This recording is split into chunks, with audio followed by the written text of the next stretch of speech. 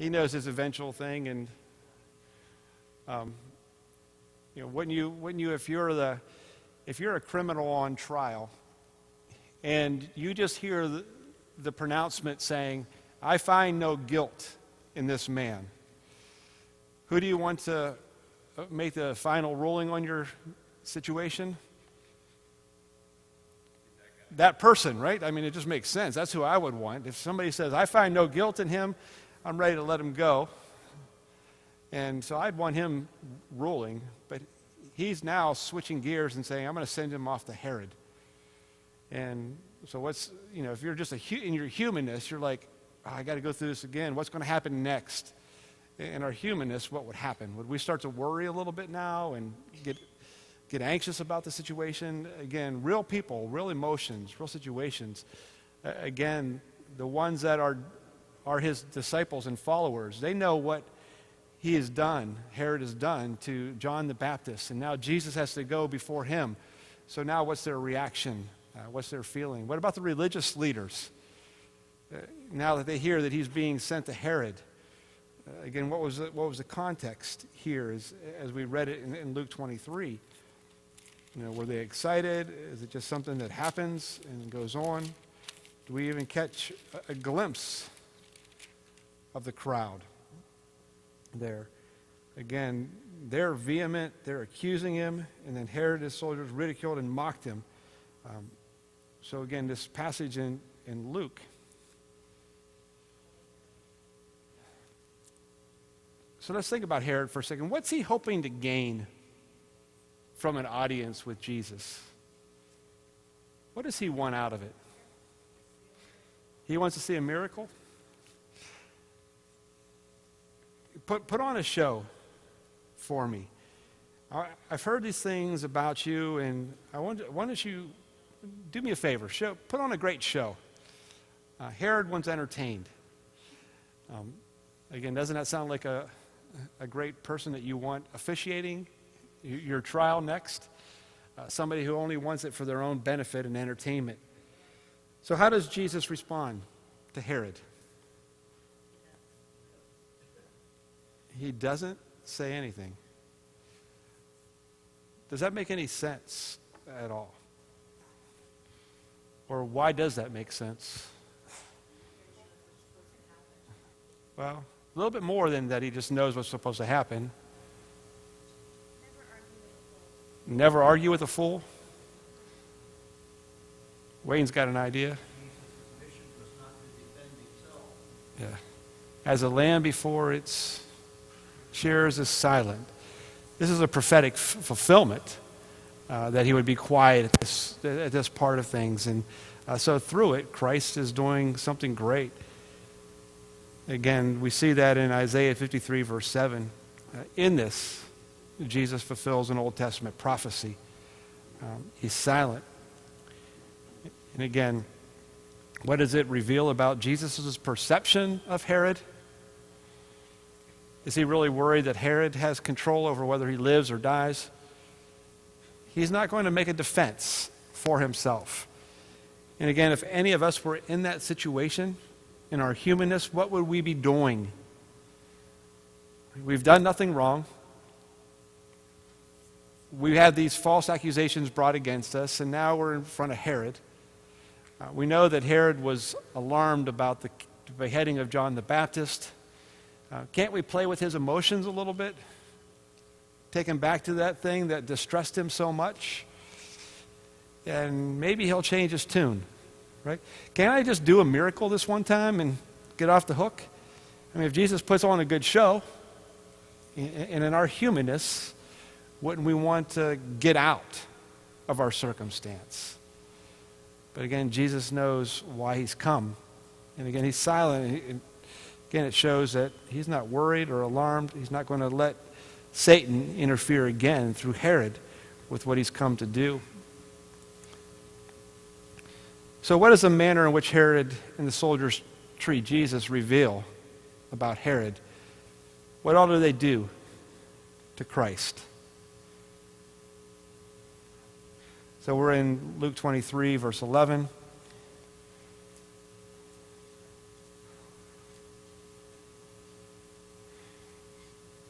So what do they do to Jesus? They dress him up and mock him. So you're the king of the Jews, right? Yeah.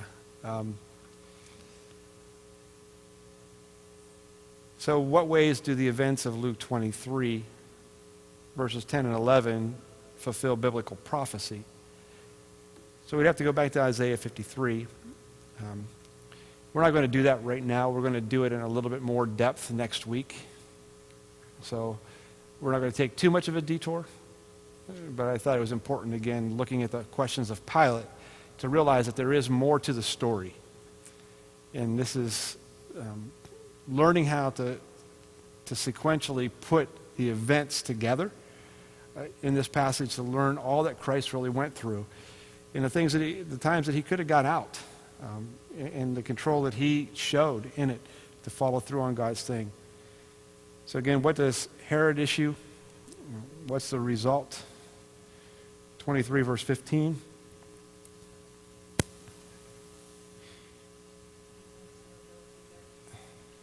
Yeah.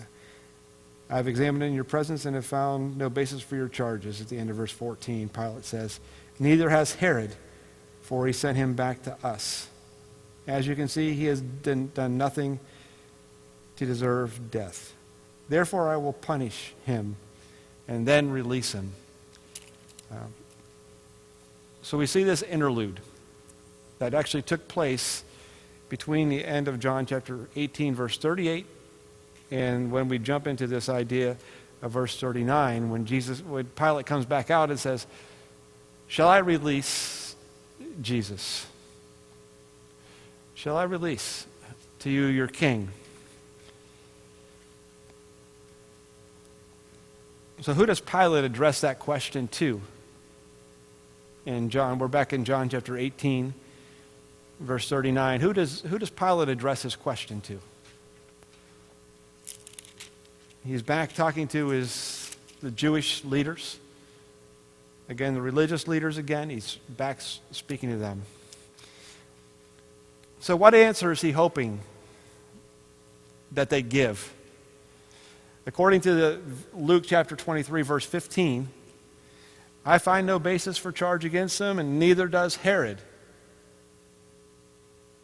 Shall I release to you the King of the Jews? So what's he hoping for? He wants to be done with it, right? He wants Jesus free. But they've already displayed their attitude towards it. When we read the account in Luke, vehement, disagreeable, loud, causing an uprising. So what is surprising about their request to have Barabbas released? What's surprising about that? In John chapter 18, verse 40, what does it tell us about Barabbas?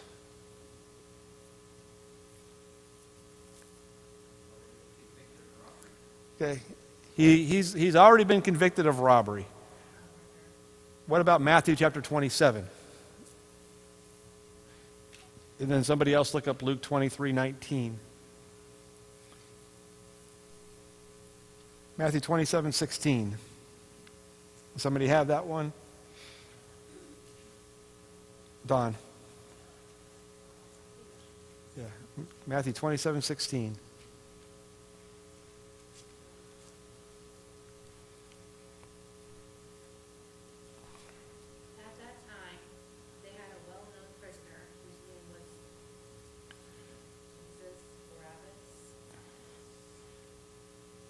Barabbas. Okay. Yeah. But he's a well-known criminal. So what about Luke 23, verse 19? Mark. He had been thrown into prison for rebellion that had taken place in the city, and he was also brought up for murder. So he's a thief, he's a murderer, he's a rebel, leads uprisings, and he's well known. And who do they ask to be released to them? Could you imagine being one of those ones that he's done wrong against?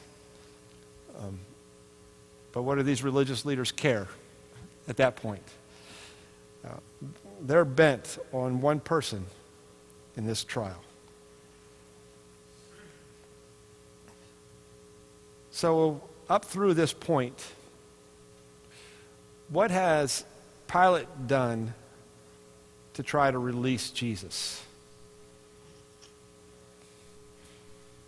Two different ways that he's tried to release Jesus. Okay? Yeah. So indirectly, he tries to ship him off to somebody else. Directly, he proclaims his innocence. Another indirect thing is he tries to bargain with the crowd and present them an alternative that he thinks is a no-brainer. Jesus or Barabbas? Which one do you choose?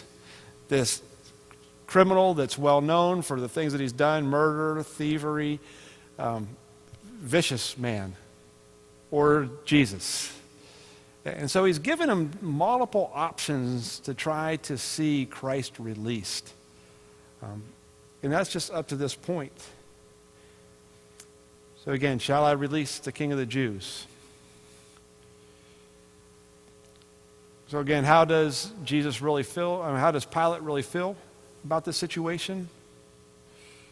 What does he keep saying multiple times? I find him not guilty. I don't find any guilt in him. And he said it at least 3 times. So we see his opinions. How does he differ than Herod? How's he different? Go back to that passage in Luke 23. Luke 23 again.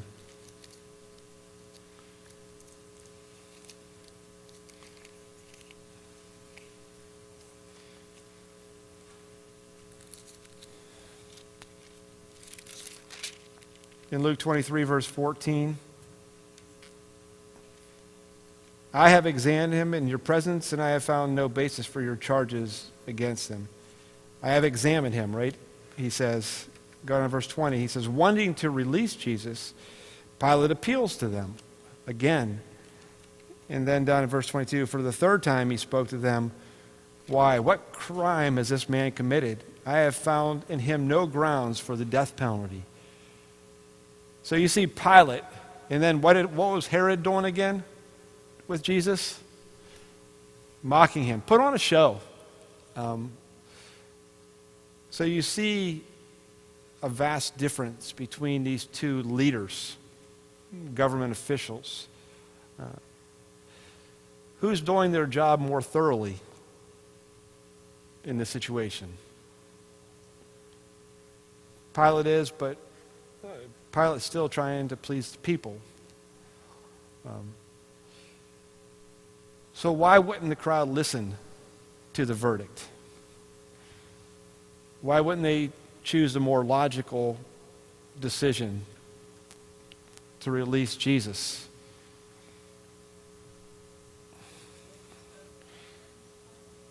It wasn't part of the... It wasn't...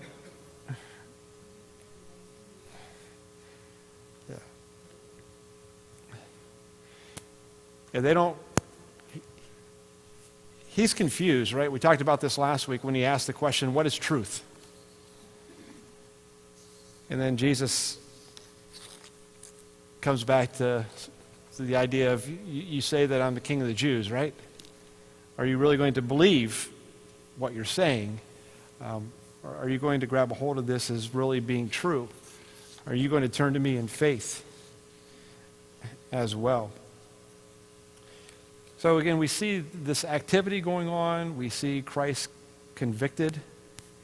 And there's a lot of fulfillment of prophecy and the other things that are going on.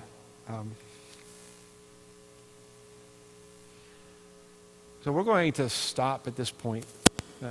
tonight. Next week, I want to look a little bit more about the question about what prophecy is fulfilled. So I'm going to invite you for next week to look at Isaiah 53 and be prepared to do some comparison with that. And what all do you see fulfilled, and how do you see it fulfilled? And then we want to look at the different ways that Jesus suffered. And also then look at who carried out each of those various forms of punishment against Christ, whether it was the Romans or the Jews. And then we'll try to wrap our minds around that idea again.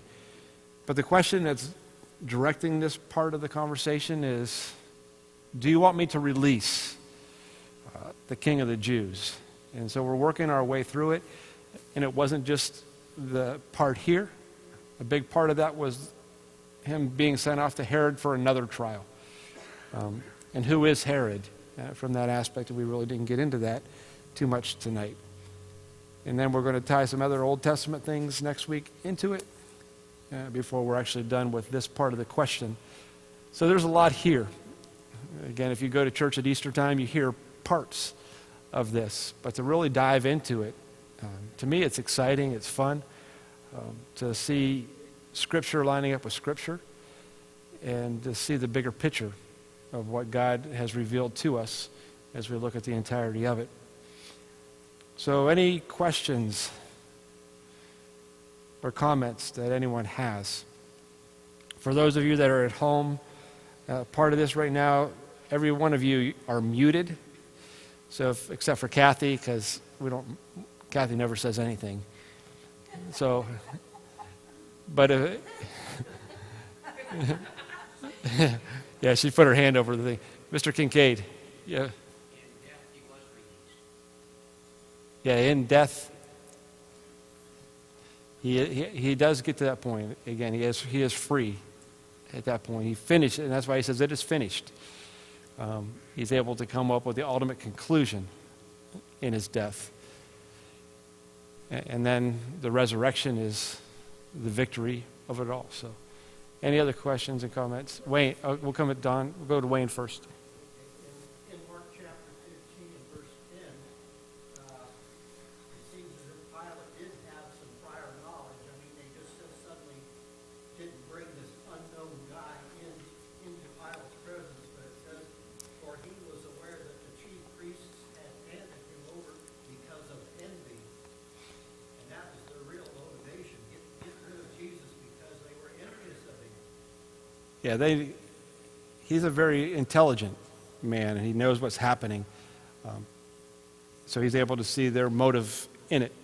And it's envy, and it comes down again that our law says that he should be put to death. And so that's what their goal is. It's not just a conviction of a crime, but to see the death penalty executed. Don, you had a question? Was this the same Herod that tried to kill Jesus as a baby? Probably not. That one has passed off the scene, and another one has taken over. Right. Again, Herod is a name for an office, and then you see the different ones come in. So this will be a different one, but probably related. So any other questions, comments, thoughts?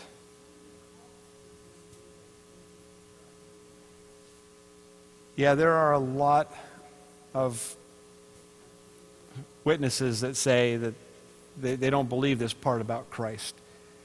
And so you could talk to them if they ever do about this, but make sure you understand it yourself, because they don't look at Christ really as being the Son of God. So, Mr. Kincaid.